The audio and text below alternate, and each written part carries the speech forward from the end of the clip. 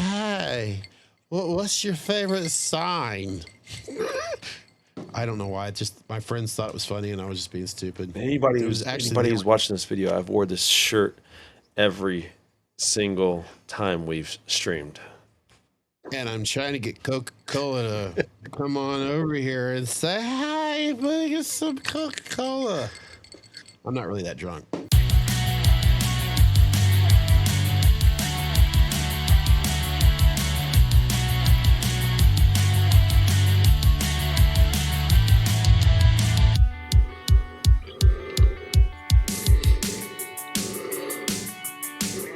If they're offended about our laundry, I would have started a new trend. There's trends on TikTok, right? From what I hear. In other words, there's these It's people that dance with their noses on fire, I guess. it's something like that. I don't really know anymore. TikTok is not really my So thing. TikTok is the world. It's what China wants, right? Oh, I should have said that. Now we're gonna get. Oh fuck. Wasn't there some chick back in the 2000s? Speaking of music, that's had a song TikTok on the clock or something. I'm just thinking of the show Big Bang Theory. I'm trying to get to the subject of music again. Okay. These damn horror fans are not going to want to watch this, Chris. That's no. I feel like let's. I don't know because I feel like they could be. John Carpenter wrote songs. Yeah, they could be really big music fans as well. I believe I knew someone that owned a record store that was an extra on The Dead. And I'll talk about it in this episode. But I'm going to leave it up to you, my friend Chris, because we hit something that really got you intrigued at the end of episode 4. We were doing our top 5s where we were basically teenagers, something special. Whether it got us through some tough times or it got us through some stupid drunken times like myself. But when I mentioned record stores, I'm like, oh, that's a good time to shut up and we'll talk about it now. So what is it about record stores that just makes you want to express yourself? I'm going to sit back and listen. You know what? I feel like something seriously deep could be said about a record store, like a brick and mortar record store where they sold something, not the digital downloads that you download in the privacy of your own home, and it's like that was nice, by the way. Brick and mortar, I like that. Sorry. The physical stores where you can go to and you just, you could be flipping through the catalog looking for a certain record or something like that and bump into a person who's like, oh, hey, are you looking for the new blah, blah, blah? Oh, yeah, man, did you hear their last album? Oh, shit, yeah, I loved that. That was great. I went and saw them in concert last week. Are you kidding me? God, I want to see them in concert so bad. Just the human interaction that has been taken out of place at that point, where it's like you had something in common and you had a human interaction that you both are there for the same album, for the same music. You might get turned on to new music like, hey man, you really love this band. Have you heard this band? And then you get opened up to a whole new world that you may have not experienced prior. And maybe you fall in love with a new band. Maybe you go to new concerts. Maybe it's a new life experience for you. It's just so much crazy stuff that I feel like we miss now. And I've spent so many times in record stores, so many man hours have been logged in there. It's crazy that I truly feel sorry that kids can't go and experience that. I mean, whether you're talking about like a big name record store, like maybe like a Tower Records, I think you brought up, Scott. Mm-hmm. In LA, Any place such as that. I mean, Hollywood. little places, second time around, man, you could go and you had people that were in there at the same time that were in your ecosystem. They existed on the same plane as you. They were all there looking for music. Like it was a common interest, and it was just, man, I miss those so much. It's a tragic loss to me losing physical stores. I, I don't know what else to say about it. I get so nostalgic. I get so, God, meant a lot to me. Chris, you are definitely from episode 3, 4, and 5. You are capturing music in its core of beauty. Because my reflection on record stores is identical. I know, right? I miss the experience. I believe I was telling you recently. I was watching classic '80s movie, Pretty in Pink.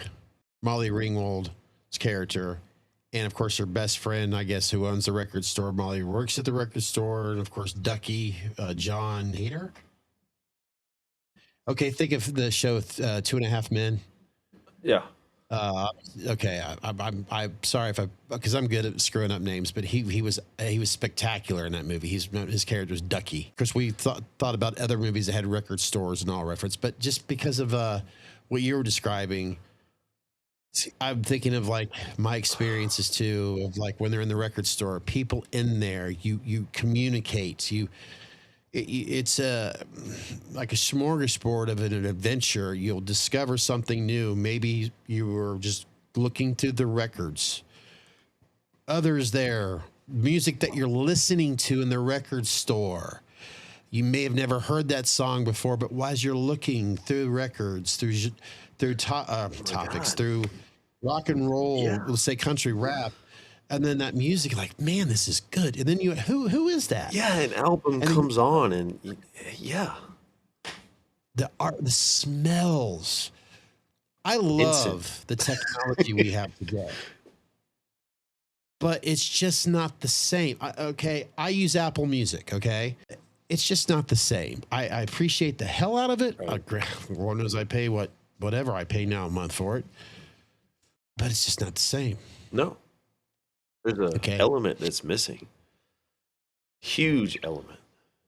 Local stores, everybody, and of course, if you're listening to us now on your favorite podcast service, Spotify, Apple, Google, Amazon, YouTube, et cetera, are watching.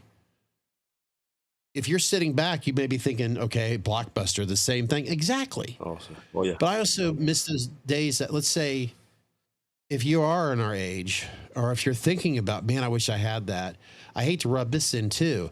Let's say you're with your best friends and it's the weekend, especially the summertime right now. Yeah. And you get to go to another city. I miss that too.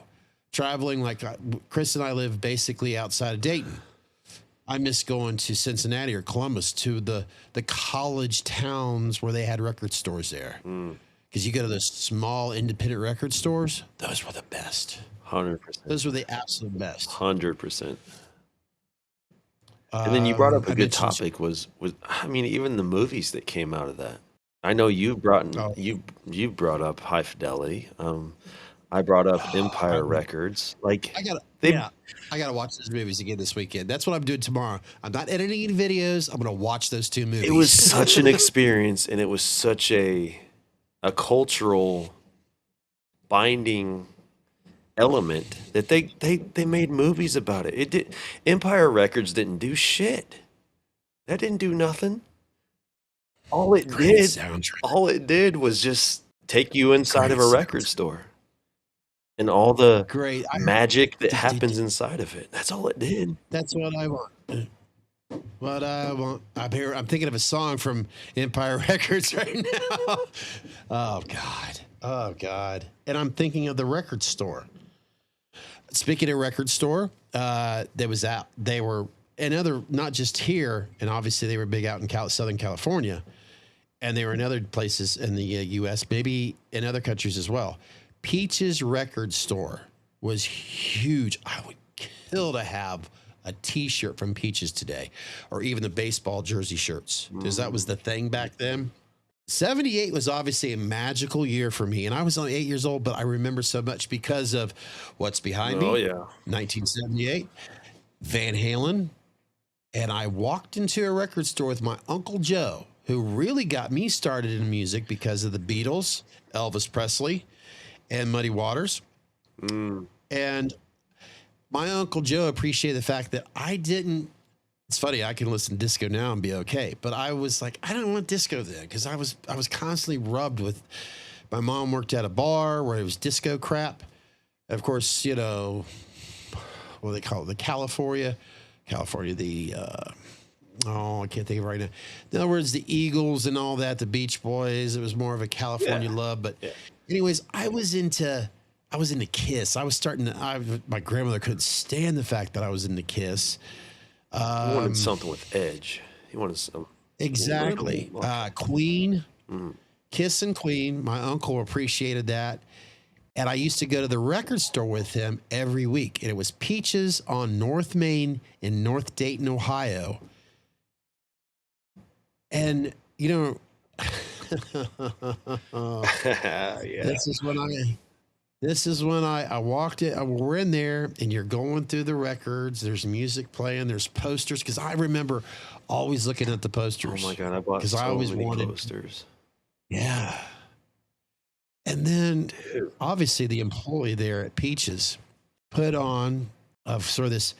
I'm trying to do it without sounds effects, of course, the copyright. Just imagining right now if you hit play on Van Halen's first album, Running with the Devil, and then of course Eruption is the next song. And I'm already liking when I'm hearing, you know, dun, dun, dun, dun, dun, dun, dun, dun. But then Eruption comes on. Like I said, I'm just a little 8-year-old kid. Because Kiss was to me, but then I hear Eruption. And I'm just like, It's like, holy shit, what just happened? what the fuck is that? Right. And apparently that echoed through the whole entire world at the time, unless you grew up in Pasadena.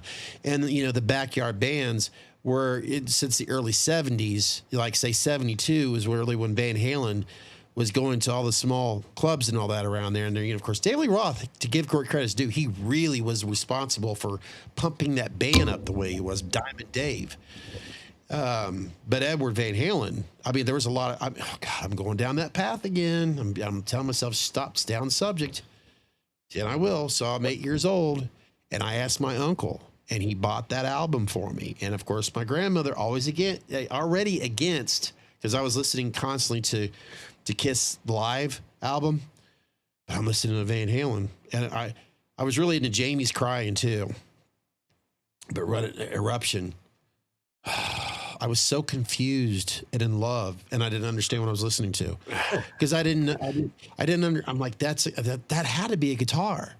So that's what started for me, and it was all thanks to going into a record store.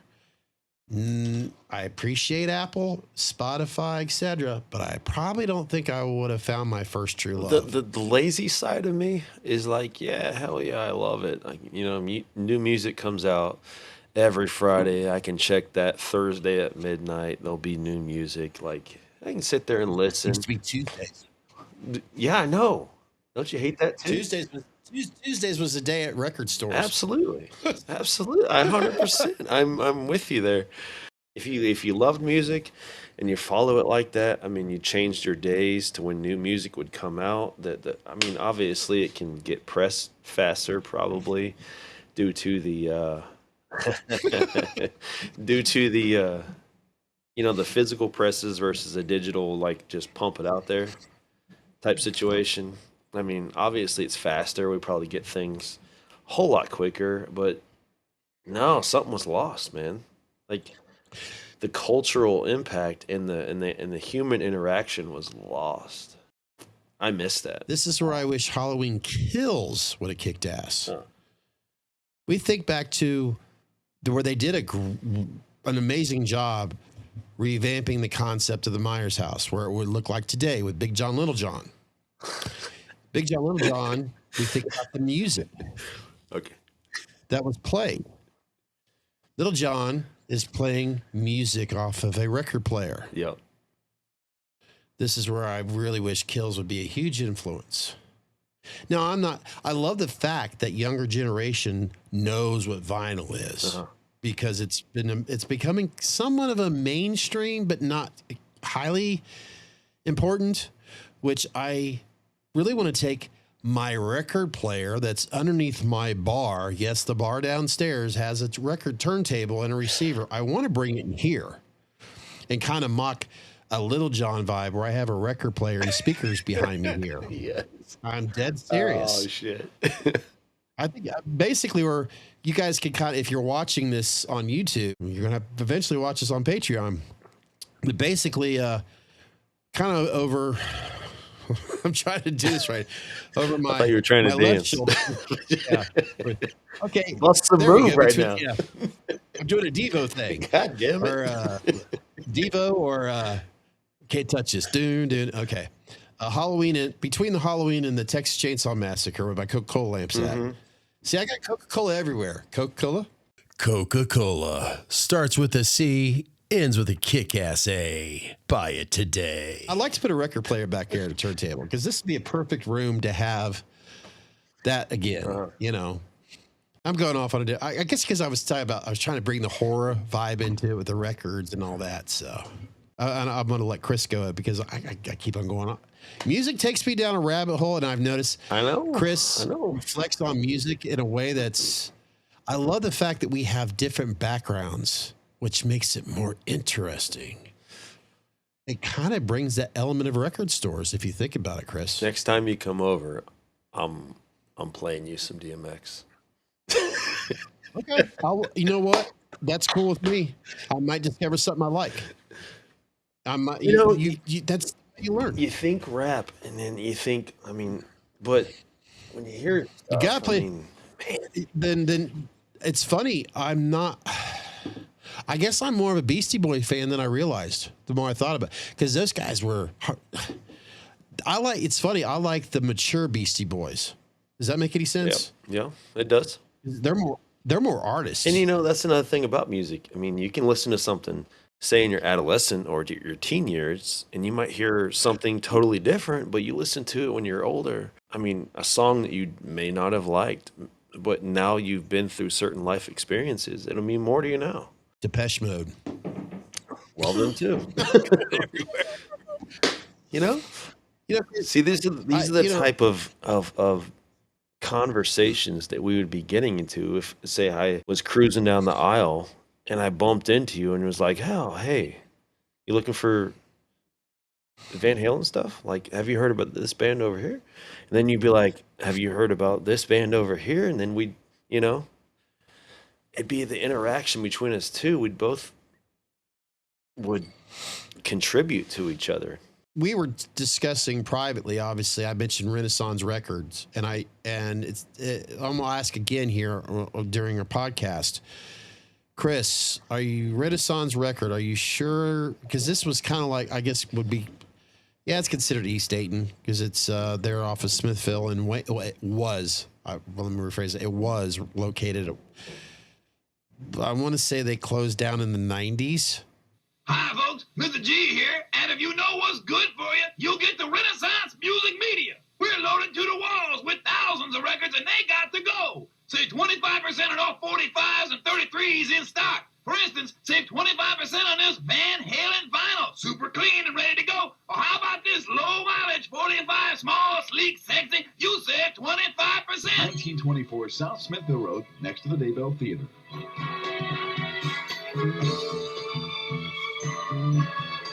It was a small record store called Renaissance Record. I've not been there.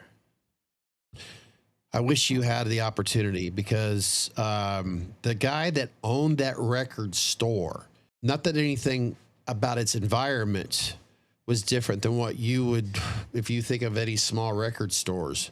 You go in there and there's, you had your aisles of records in alphabetical order of a genre and all that. Of course, they had CDs as well. And he had his cat. He had like a Mancoon cat that loved everybody and all that. And he had artwork everywhere from music and all that and horror. And the guy who owned the Renaissance Record was actually an extra. In other words, he played a zombie in Dawn of the Dead, the original Dawn of the Dead. And it was a poster of him as one of the zombies. Renaissance kind of reminds me, it felt like it would belonged in the Oregon district. There was just something about it. It really looked like it would have fit down there. Was he there? Like, was he in the store? Did you talk to him often? Oh yeah, yeah. He was there most of the time. I mean, it's like in other words, he was one of the individuals that would open and close the damn place. Hey, that's cool, man. Yeah, poster of him where he signed it and everything. So basically, everybody who was a regular customer there, you knew of it, you were aware of it, and you take a friend who had been there, like, yeah, that's him. You know, That's great. That's Yep. like Rocky's restaurant. Well, a lot of people like to hear these old fight stories, you know. Maybe later. Okay. You know, they go in and get a Rocky Yeah. little Well, story. okay. Restaurant, you think of Tanks. Sadly, Tank had passed away years ago. Have you been to Tanks on Wayne Avenue? Man, that sounds familiar. Tanks is right before, if you're heading, say, south, obviously you're kind of going uphill at this time, before it splits Smithville, Wayne, and then Wilmington splits. Yeah. Yeah. Okay. Tanks would be before that split right there. And it's been there since the late 80s. Unfortunately, 2020, they had a big hit like everybody else did. But Tanks was a local hole-in-the-wall bar. A lot of UD students go there. I used to go there a lot with some old friends, and they had a jukebox. I'm gonna use a memory of mine.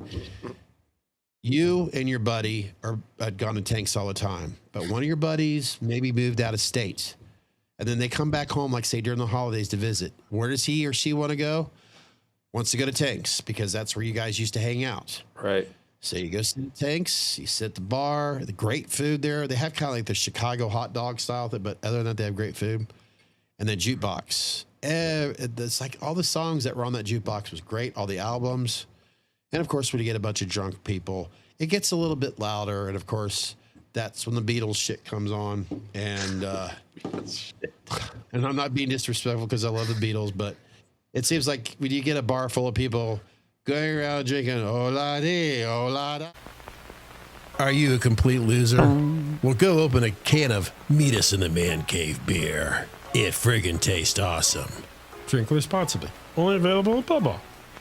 Record stores and jukebox players kind of go hand in hand. Oh, yeah. Not the digital ones, but Yeah, I know. All the digital ones now you can just log into and play your music and stuff like that. That's a little out of control. It gets a little much. streaming with music is great. I love having it right here on my phone per se. I love being able to play Bluetooth through my speakers. I love that, but I don't love the fact that I can't go to a record store and meet new people. Single people like me used to meet people there. Sure. I miss that. Sure. I don't want a friggin' app that says swipe left or right or whatever it works. You know how they talk about, like, I mean, that's I'm not that's gonna a get good spam. point. Something that I hadn't brought up earlier, but that's a good point because, some people, they get in those conversations where they're like, oh, you guys have been together this long. How'd you meet? Like, I never thought about that. Like, hey, we met at a record store. Like, Today it's dating app. it just, that's part of people's story, man. We lost a part of that. I did not think about that until you just said that. But that's true. 100% true. I'm not trying to cry about being single. I've lived that lifestyle long enough, but I miss meeting people that way. And to me, in my mind right now, I guess it's an old fetish that I miss, and it's not a sick fetish. It's not a fetish that I'm embarrassed about. Finding attractive women in record stores. Sue me that are into the same music. Oh man, that's a whole nother. Because I mean, I'm proud of that fetish. What do you got nowadays? I mean, what do you got? You got bars, clubs. Sadly, it's from watching TV. I met or listening to other podcasts. Fucking Instagrams, profiles. We met on Instagram. Like, that's crazy. Yeah, I feel like we're losing hope. It's a collective thing, dude. We're losing the human element. Yes, and it's so amazing because you, Chris, from episode 3, brought the human elements about music that's so important. That's so important. What touches us, Whether I'm not a musician. Sure, I could play the guitar. Yeah. But I understand the guitar more now because of what's created today from producers, Right. not from musicians. Right. And I'm talking out of my ass right now, but that's how I feel. No, that's part I of forget what I was gonna that's say. that's how you feel. That's part of your soul. That's what Yeah. it's all about. I kind of lost my train of thought, but no, it's you, how you really touch space, how music touches your soul, how it touches your spirit, it's your mind, your heart, and soul. That's how powerful music is. I mean, I feel like I am kind of repeating of what we're talking about here. So I guess my point is, with music being that important, why aren't we introducing the physicalities of having those music stored back? Probably because it won't make any money. And that's what it really comes down to. That's totally 100%. You're right. But goddamn it, like part of me just wants to fucking become rich and reinstate some sort of physical media and a gathering place. And I can't in other words, I can't get away from Apple Music or Spotify while at the same time I want it for our podcast streaming. So I mean, that's freedom of speech, right? We're good. Yeah. I mean, they can't go out and buy this podcast. I mean, I want the best of both worlds. I really do. And what's wrong with that? that's human. That's human nature. That's human nature. I know I could sit here and put some more tear in my beer about music stores, but I'm going to leave it at that for this particular episode, Chris. It's the little guys that made the difference. Still a Target, just like you brought up earlier. There's still physical media. There's a Best Buy. I mean, I'm holding out hope. It's just the little guys that got demolished. Yeah, you know what, folks? We'll get back into the horror, I promise. I don't want to say guests yet because we haven't had anything lined up, but I know Chris and I definitely want to have guests on here. So keep that, if you're hoping to hear that, we will. And Chris and I will talk about latex, but it is refreshing to talk about music. We love these guys, but we still love to talk about music. Yeah. Because now I'm sad because I miss record stores. I know, right? See, Halloween's still there. He ain't going nowhere. Chop him up in a Vegematic or a bullet, he's still going to come around. I mean, he's just a hamburger sandwich now. It's fine. I'll bring this up now. Maybe it'll lead us to our episode 6. I got to thinking about this for somebody at my age, and I hate using that analogy. But we had Rob Zombie's 2007, 2009. Uh-huh. It was almost 10 years later that we had the trilogy, right? Right. So on an average of 10 years, if there is another version of Halloween, I want to be 60-something. And I'm going to be really like, really? I don't fucking care. You'll be there. Don't you start that. But think of the Golden Girls where they got to the point where they were more like, hey, Michael's fucking 90 years old right now. He can't even get his dick up. How's he going to stab this other? I think that's the point, though. They had to end it. I think it'll be a reboot situation. I thought about this, and I didn't bring it up in our discussions of the past Halloween ends, and this is another thing of why are you doing this, Scott? But how is it that Michael was able to stand getting bullet wounds and kills, and then, or even no, basically shot again and ends, but yet he can't handle having knives being stuck in. Shut up, Scott. No, I know that's totally. I mean, I think we've touched on that several times. It's 100% true. Like, homeboy lived through so much, and he didn't lose a step. He massacred like 11 people. And how is it that Corey got his ass kicked from a band, a group of kids that were in a band, but yet then all of a sudden he was able to practically kick Michael's ass? Michael was damaged, and Corey was realizing the potential of his full evil. I really think they could have taken. I mean, Halloween 3, Season of Witch was basically not a Halloween movie. I really think they could have taken, because the actor who played Corey, I feel bad for insulting the name, because he was good in the movie.